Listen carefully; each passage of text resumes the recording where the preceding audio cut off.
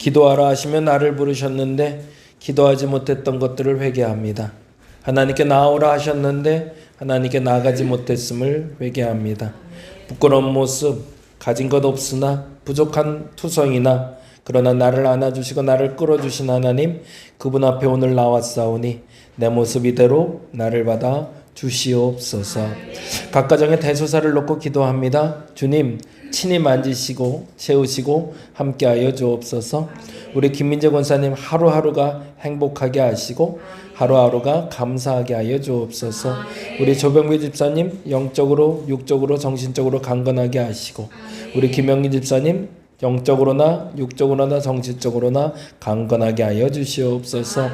우리 나라와 보라 엄마로서의 역할을 잘 감당하게 하시고 하나님 무엇보다도 우리 다원이 근성사경 하나님 점점 좋아지니 감사합니다.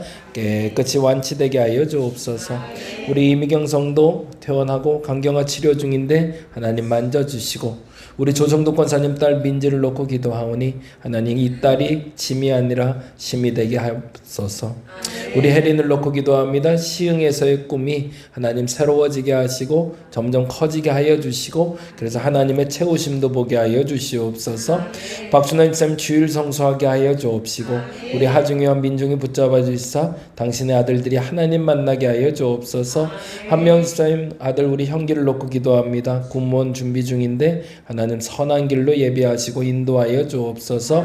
지경우 집사님 어머니를 놓고 기도합니다. 향후 일정에 함께하여 주옵소서. 최서연 청년의 어머니를 놓고도 기도합니다. 하나님 치유하고 회복시켜 주시고 무엇보다 당신의 사람 되게 하여 주시옵소서. 김다영 하나님 놓고 기도하니 함께하시고 강미라 성도 새로운 출발에 두려움이 없게 하시고 하나님의 채워주심 보게 하여 주시옵소서. 심현철 집사님 이제 이사할 장소를 결정했고 8월 21일 이사하게 됩니다. 그리고 학교에 입학하게 될 우리 준수와 희수에게도 함께 하시사 그들의 앞길을 주께서 책임져 주시옵소서. 우리 신슬기 청년 하나님 새로운 계획 속에서 한 걸음 한 걸음 나가고 있습니다. 무엇보다 하나님 앞에 있음을 인정하게 하여 주시고 그 모든 결과에 주께서 함께 하여 주시옵소서. 권행한 성도 문정단 성도 주께서 함께 하시고 장영희 집사도 함께 하시며 특별히 캐나다 출국 중인 우리 상호의 안전을 지켜주시며 모든 길을 동행하여 주옵소서. 우리 송은영 권사님 몸에 질병을 주께서 하시오니 하나님 회복시키시고 치유하여 주시며 모처럼 가장 좋은 선택 가장 좋은 결과로 함께하여 주시옵소서. 세가족 예정자를 놓고 기도합니다. 김정민, 정수정, 윤영애, 김예영, 조대호, 권행한, 권윤지 그리고 장영미까지 하나님 등록하진 않았지만 매주 함께 예배하고 기도로 나아가고 있습니다. 한 식구 되게 하여 주시고 한 마음 되게 하시고 우리가 같은 뜻 같은 마음으로 한 교회에서 당신을 섬기게 하여 주시옵소서. 오늘도 주님 앞에 아뢰지 못한 것 없게 우리의 마음속에 떠오르게 하여 주옵시고 우리가 기도할 때 하나님 반드시 응답하여 주시고 그때를 그 시를 우리는 알지 못하지만 가장 좋은 때에 가장 바른 방법으로 응답하여 주시옵소서. 감사합니다. 고마우신 예수님 이름으로 기도드립니다. 아멘 아멘. 오늘은 야고보서 2장의 말씀 같이 봅니다. 2장 1절에서 5절 신약성경 372페이지 전후에 있습니다.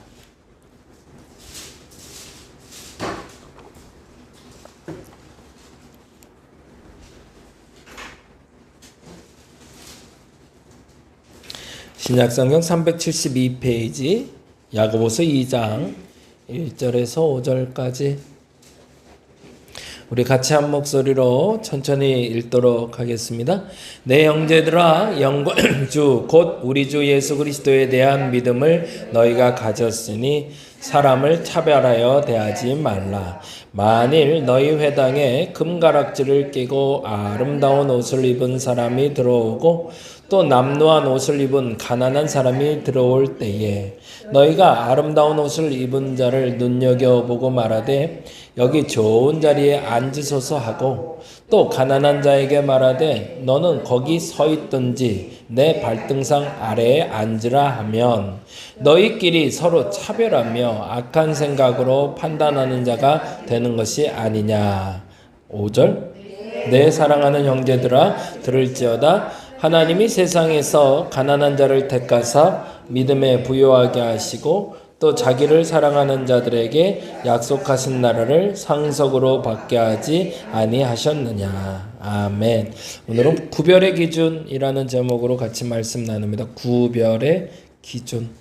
아까 우리 속회 예배 드리면서도 고민하고 많이 나눴던 얘기인데 기준을 잡는 게 참 어려운 것 같아요. 그래서 오늘 그 기준 얘기 조금 좀 해보려고 합니다.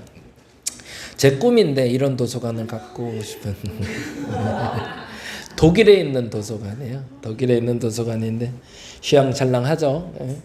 이 위에 있는 책들도 다 볼 수 있을까 싶어요. 사실은 우리 저희 요번에 자리 옮기면서는 이쪽을 전체를 다 이렇게 해볼까 했었거든요.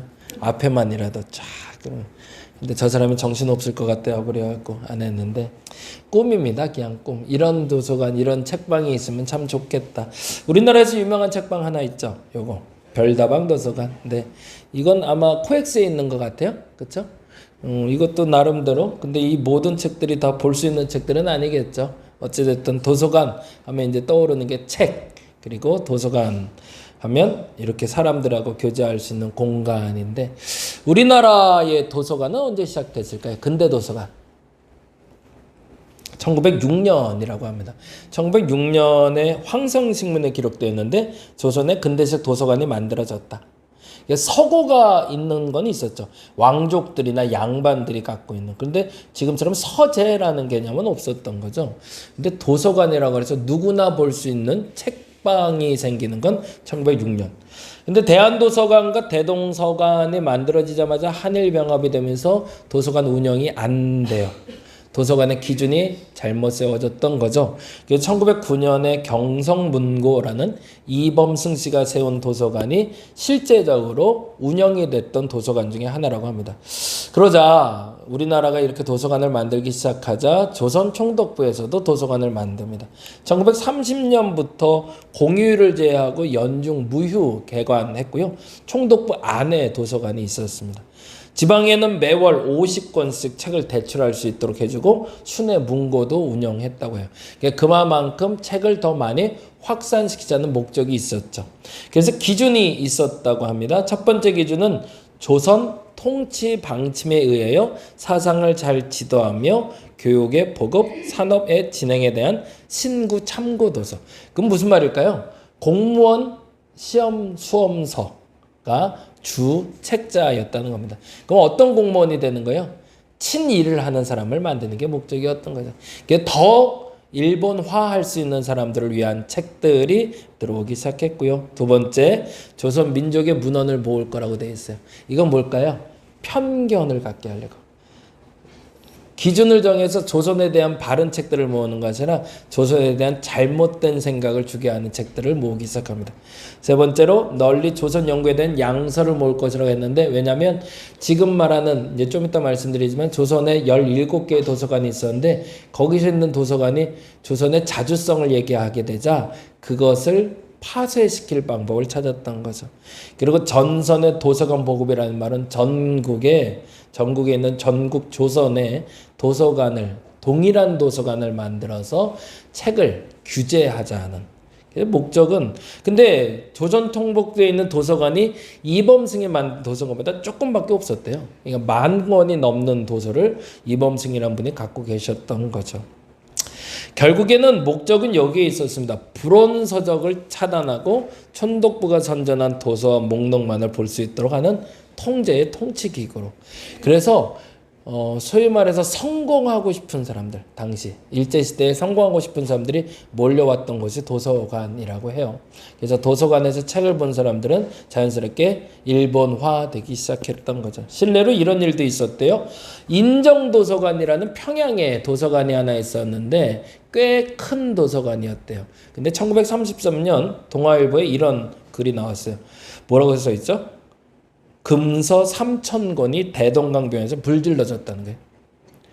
아까 말했던 인정도서관에는 조선에 대한 민족성, 자주성을 강조하는 책들이 있었는데 그것을 불온서적이라고 말하고 3,000권을 대동강변에서 불태워버렸대요. 그래서 도서관이 소실되게 만든 거죠. 그만큼 불온서적이라고 불렸던 책들은 사실은 어떤 책이었던 거죠? 그러면 그때 당시엔 우리나라의 자주성을 상징하는 책들이었던 거죠. 우리나라에 족보가 꽤 많다고 지난번에도 한번 말씀드린 적이 있었어요. 그래서 양반들이 사실은 조선 말에 그 족보들을 다 팔아치웠기 때문에 제대로 된 족보가 없었다는 얘기도 했지만 실질적으로 일본이 우리나라 족보를 불태웠는데 한 달이 걸렸다고 그래요. 그만큼 어마어마한 자료들이 축적돼 있었는데 그 책들이 다 불살라지고 사라지고 소멸됐던 거죠. 그리고 나서 그 불온서적들은 어디로 들어갔을까요? 이리로 들어갑니다. 종로에. 옛날에 헌책방. 책 살려면 헌책방 갔잖아요. 이 사람들이 이제는 없앨 수는 없고, 그러니까 음지에서 거래가 시작이 되는 거죠. 그래서 종로가 중심지였으니까 모든 책들이 다시 종로로 모이기 시작해요. 그래서 밤에 가서 야시장에 몰래 가서 책 사갖고 오고, 헌책방 구석에다가 숨겨놨다가 전해주는. 그래서 소위 말해서 사회주의 운동하는 사람들이나 민족운동 하시는 분들의 책들을 야시장이나 헌책방에서 구입할 수 있도록 했다고 합니다. 실질적으로 우리가 아는 그 불온서절을 여러분 여기는 다 거룩하게 사셔서 잘 모를 것 같은데 그 세운상가 밑에 가면 빨간 비디오 많이 팔았거든요. 그런 거 아세요? 빨간 비디오 아세요 혹시?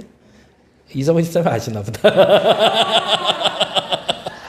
거기 가면 음지에서 고등학교 아이들이 비디오를 사갖고 왔어요. 그러면은 소위 말해서 그 음란한 비디오들을 거기서 이제 구워서 팔았어요. 그래서 갖고 와 보면 엉뚱한 거 들어있고, 뭐 9시 뉴스 들어있고 막 이런. 그래서 뭐 그런 일들도 있었고. 그래서 종로에 있는 그리고 세운상가 부근에 그쪽에 있는 책들이나 그런 음반들은 음지에서도는 나쁜 것들이라는 전제가 있었던 거죠. 근데 그 역사의 뿌리에는 사실은 민족운동을 했던 독립운동가들이 거기 숨어 있었다는 얘기입니다. 종로는 불온도서의 유통지였습니다. 그런데 다른 말로 하면 조선시대 민족의 정체성과 자주성을 상징하는 도서 유통 경로처였던 거죠. 그런데 그 의식을 일제시대 때 그렇게 만들어 놔서 그것은 잘못된 것이라는 편견을 갖게 되었다는 겁니다. 다른 말은 이런 얘기 있죠. 같이 읽어볼까요? 모양이 비슷하다고 동일한 것이 아니고 시작과 과정을 모르고 감히 판단해서는 안 된다는 겁니다. 그래서 종로에 지금도 야시장처럼 그리고 그 헌책방이 존재는 해요. 그러나 과거의 그 영광은 사라졌겠죠. 영광이라는 말은 나쁜 책을 쓴 책들이 아니라 귀한 도서를 음지에서 배포하던 암묵적인 무명의 독립운동가들이 살던 터전이라는 겁니다. 지금 말하고 싶었던 얘기는 그래서 우리가 알고 있는 편견 속에 저기 있는 사람은 나쁜 사람, 저 장소는 나쁜 장소라고 여겨졌던 것이 뿌리를 살펴보면 오히려 더 건강한 데가 될 수도 있다라는 거죠. 오늘 본문은 이렇게 됩니다. 1절 같이 읽어볼까요? 내 형제들아 영광의 주 곧 우리 주 예수 그리스도에 대한 믿음을 너희가 가졌으니 사람을 차별하여 대하지 말라. 사람을 차별하지 말아야 될 기준은 뭐죠? 예수 그리스도에 대한 믿음을 가졌기 때문입니다. 그게 전제가 됐을 때 우리는 사람을 차별하면 안 된다라고 이야기합니다. 그런데 그 기준을 명료하진 않지만 이렇게 얘기하고 있네요. 같이 읽어볼까요? 만일 너희 회당에 예를 든 겁니다. 그렇죠? 차별하면 안 돼. 예를 너희 회당에 금가락지를 끼고 아름다운 옷을 입은 사람이 들어오고 또 남노한 옷을 입은 가난한 사람이 들어올 때에 규정이 완전히 되는 거죠. 옷 입는 것만 봐도 저 사람이 어떤 사람인지 알 수 있으니 그거 갖고 판단의 기준을 가지면 안 된다는 얘기를 하는 건데 다음 얘기가 참 무서워요. 같이 읽어볼까요? 너희가 아름다운 옷을 입은 자를 눈여겨보고 말하되 여기 좋은 자리에 앉으소서 하고 또 가난한 자에게 말하되 너는 거기 서 있든지 내 발등상 아래에 앉으라 하면 우리가 주목하는 건 좋은 자리 그리고 내 발등상 혹은 서 있든지라는 단어인데 여기에 수어가 동사가 성경은 참 재밌는데 동사가 달라요. 뭐라고 되어 있죠? 좋은 자리에 앉으소서예요. 존대죠. 내 발등상에 앉으라요. 하대죠. 이미 그 사람이 높은 사람, 나이가 많고 적음도 상관없어요. 그 사람이 외모가 어떠냐에 따라서 하대해도 되는 사람, 존대해야 되는 사람으로 규정을 해버렸다는 거죠. 죄송해요. 제가 정치인 얘기해서 죄송한데 2025년 2월에 오세훈 시장이 담화문에서 그런 표현을 썼었죠. 고소득 자제들과 가난한 아이들을 위해. 암묵적으로 자기 머릿속에 구별이 돼 있었다. 고소득은 자제들이에요. 근데 가난은 애들이에요. 그냥. 이게 완전히 구별됐던 거죠. 우리의 머릿속에 암묵적으로 구별된 존재들이 지금도 살아가고 있다는 겁니다. 자기가 이 말을 준비한, 이건 담화문이기 때문에 썼을 거란 말이죠. 썼는데도 의식하지 못했다는 건 머릿속에 그렇게 잠재되어 있었다는 얘기죠. 한 나라의 시장이라는 사람이, 그것도 정치를 하는 사람이 이런 구별을 갖고 사람을 만나고 있다면 그 결과는 뻔하죠. 어떤 사람을 존귀히 여기고 어떤 사람을 천하게 여기는지. 성경도 동일하게 얘기합니다. 첫 모습을 보고 존대와 하대로 구별된다면 그건 차별이라는 거죠. 그래서 아주 재미난 표현이 나옵니다. 4절에 뭐라고 되어 있죠?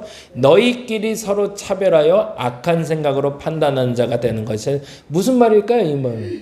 여기에 주어가 하나 빠졌다는 거예요. 무슨 주어가? 하나님이 없지 않냐. 너희가 차별할 때 그 기준에 존대하고 하대하고 아름다운 옷과 초라한 옷에 대한 기준을 정하는 데 있어서 왜 나는 없냐라는 거죠. 그래서 5절에 이렇게 얘기합니다. 5절 읽어볼까요? 내 사랑하는 형제들아 들을지어다. 하나님이 주어져. 여기서 하나님이 주어져. 세상에서 가난한 자를 택하사 믿음으로 부유하게 하시고 또 자기를 사랑하는 자들에게 약속하신 나라를 상속으로 받게 하지 아니하셨냐. 기준이 뭐예요? 하나님이에요. 하나님이 택하신 거고 하나님이 약속하셨기 때문에. 그러면 그 기준은 어디에 있어야 된다? 그 사람이 뭐를 입고 있다, 벗고 있다, 화려하다, 초라하다가 아니라 하나님이 택한 사람이면 존귀히 여겨야 된다는 거죠. 하나님이 사랑하는 사람이면 존귀히 여겨야 된다는 거죠. 저는요, 여기 신창에서 이쪽으로 옮기면서 깨달은 단어가 하나님이 사랑하는 사람과 하나님을 사랑하는 사람의 기준이었어요. 그 부분에서 우리가 좀 명료해져야 돼요. 하나님이 사랑하는 사람이 있고요. 하나님을 사랑하는 사람이 있더라고요. 이게 단어 한 끗 차이인데도 완전히 달라요. 하나님을 사랑하는 사람은 뭘까요? 예수를 아는 사람이에요.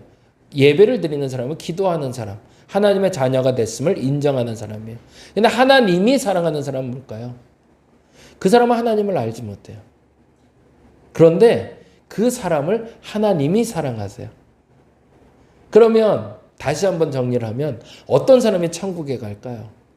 하나님을 사랑하는 사람은 당연히 천국에 가겠죠.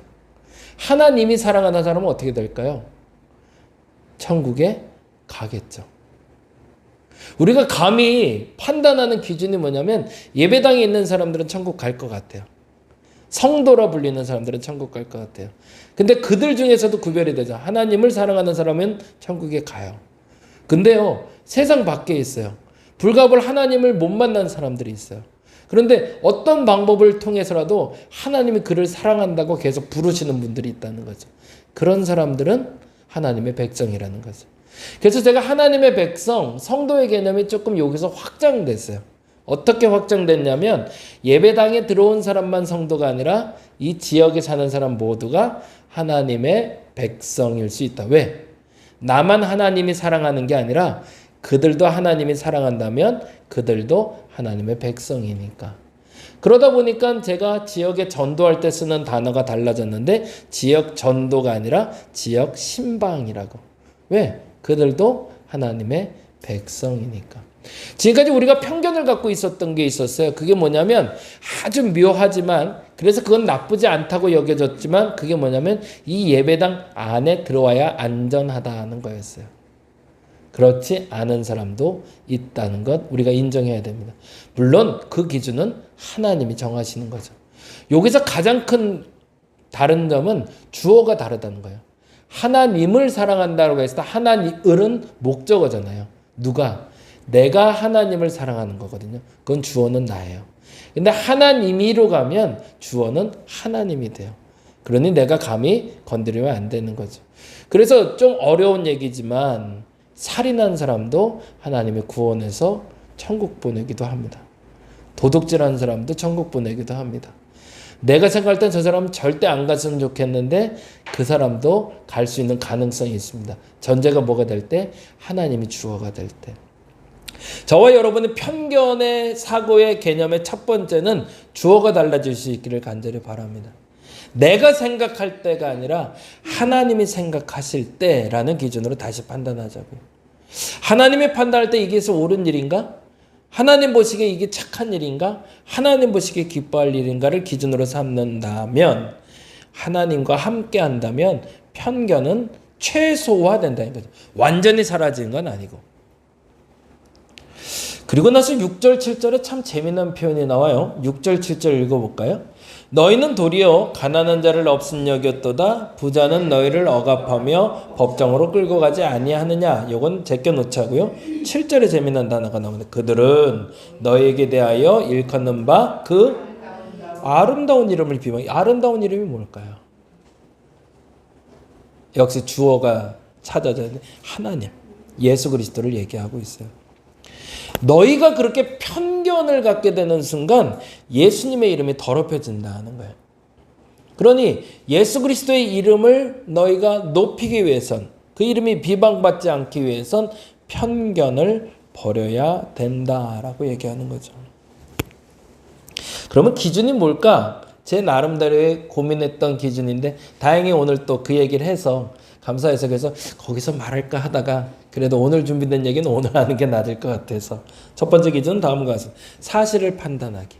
되게 어려운 일이에요. 사실만 보기. 객관적인 사실과 상황 판단해서 감정보다 사실이 반드시 앞서야 됩니다. 근데 대부분 실수는 여기서 나오죠. 감정이 앞서요.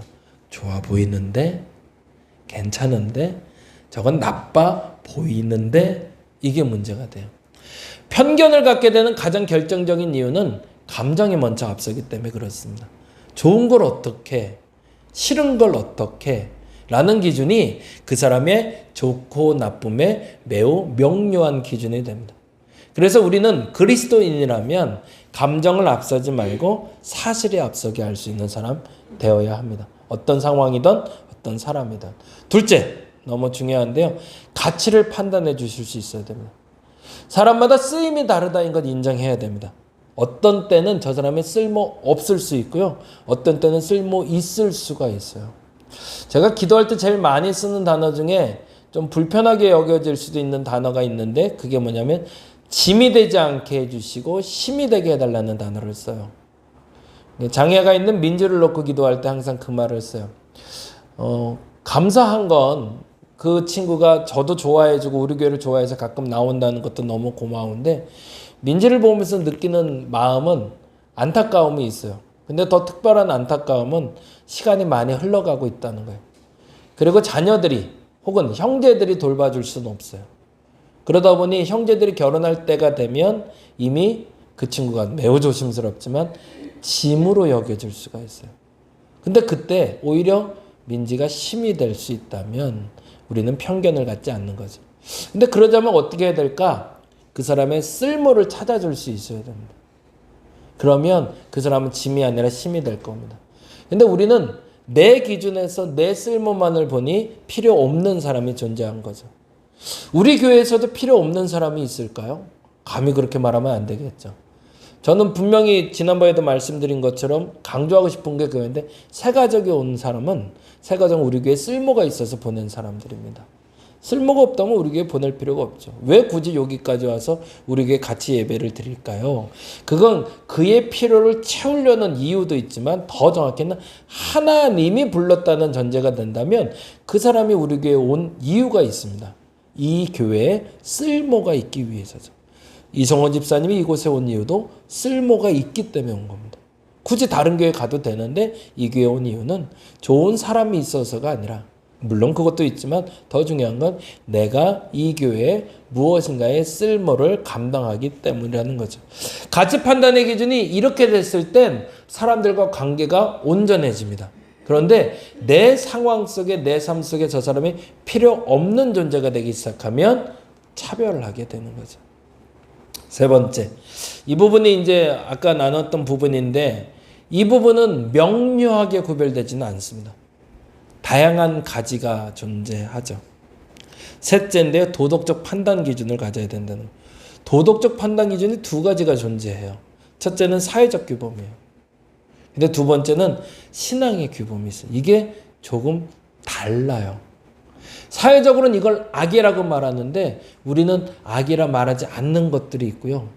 우리는 악이라 말하는데 사회적으로는 암묵적으로 공인해 주는 것들이 있어요. 세상에서 담배 핀다고 죄라고 말하진 않아요. 근데 암묵적으로 우리는 그리스도인일 때는 담배 피는 건 죄로 여겨집니다. 그거는 종교적인 규범이지 사회적 규범은 아니에요. 그래서 그들에게 우리는 종교적인 규범을 강조할 수는 없습니다. 강요할 수도 없죠. 그럼에도 불구하고 우리가 가지고 있는 기준은 두 가지를 같이 잘 균형 맞게 가져야 된다는 겁니다. 사회적으로는 이러한 기준을 갖는다 할지라도 나는 신앙의 기준에 맞서 받아들일 수 없다면 스스로 인정하고 그 규범을 지켜나가는 거고, 그러나 수용할 수 있다면 나는 받아들여야 되는 거죠. 광야 예배, 광장 예배라는 표현도 요즘 이제 많이 써요.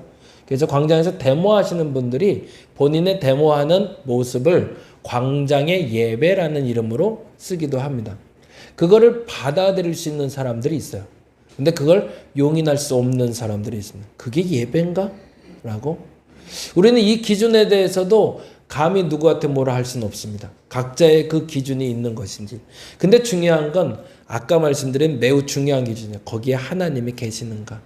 그렇다면 나는 그 하나님이 계신다는 기준 속에 이것이 선하다고 말하는 것이고, 만일 거기에 하나님 계시지 않으면 그건 죄송하지만 아무리 좋은 것으로 포장된다 할지라도 악한 것이 되는 거죠. 이 부분에 대해서 우리가 명료했으면 좋겠는데 죄송하지만 성경은 그렇게 쪼개놓질 않았습니다.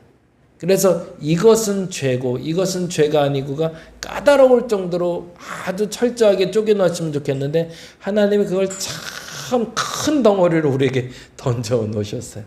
그리고 이것을 하지 말라라고. 그래서 그 범주가 너무 넓어요. 살인하지 말라. 어디까지가 살인이지? 거짓말하지 말라. 어디까지가 거짓말하지 않는 거지? 이웃의 것을 탐내지 말라. 어디까지가 탐내는 거지? 우리는 몰라요. 근데 스스로의 그릇에 맞게 판단 기준을 가져야 된다는 거죠. 다시 한번 보죠. 첫째, 사실을 보시기 바랍니다. 끊임없이 우리 노력하자고요. 사실만 보자고요. 사실만. 아이들을 만날 때도, 성도들을 만날 때도, 특별히 우리 교회 찾아오는 성도들을 만날 땐 사실만 봐주시기 바랍니다. 먼저 서칭할 때 그의 외모, 그의 어떤 옷, 그것이 아니라 그 사람의 사람됨을 만나려고 애를 쓰자고요. 두 번째, 가치 판단의 기준. 저 사람은 어디에 쓸모가 있을까? 그게 기가 막힌 일이에요. 그래서 그분에게 그 일을 위임했을 때 그분이 우리의 식구가 되는 거죠. 예를 들어서 우리 슬기하고 태근이가 찬양팀 하는 것처럼, 김민정 권사님 찬양팀 하는 것처럼 소소해 보이지만 그 자리에서 자신의 일을 감당할 때 하나님의 쓰임받을 때 여기에 가치가 존재한다는 거죠. 세 번째, 도덕적인 판단. 이 부분은 우리 많이 논의하자고요. 고민하자고요. 그래서 기준 정해서. 그래서 운영위원회 하면서도 우리가 산불이나 홍수 났을 때 누구를 도와야 될까? 어떤 것이 선할까? 아직도 판단 기준이 없어요. 명료한 기준은 아마도 우리 안의 공동체의 범위 안에서 규칙이 만들어져야 될 겁니다. 이것이 만들어진 공동체가 건강한 공동체입니다.